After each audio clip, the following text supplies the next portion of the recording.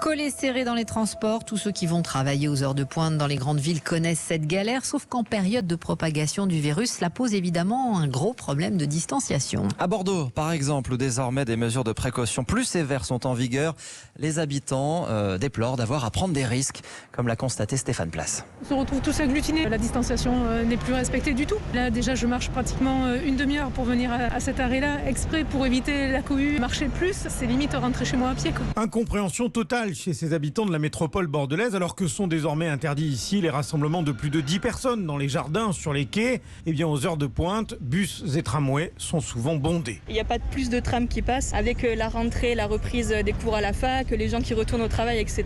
Alors qu'on nous demande de faire de gros efforts, mais au final rien n'est mis en place pour notre sécurité. Ils disent de mettre une place sur deux, de mettre 1 mètre de distanciation, mais c'est vrai que les gens ne respectent pas forcément parce qu'ils vont être toujours pressés par le temps. Le président de la métropole bordelaise, Alain Diani, assure qu'un plan est à l'étude pour améliorer rapidement l'offre de transport. On va mettre davantage de moyens de transport, notamment sur la ligne A, on mettra sans doute davantage de trams, mais c'est compliqué parce qu'on a une rareté de la ressource, des conducteurs et du matériel. Mais on va aussi sans doute mettre davantage de bus parallèlement à la ligne A pour diversifier l'offre. Des élus qui encouragent plus que jamais les habitants à privilégier le vélo. Bordeaux, Stéphane Place, Europe 1.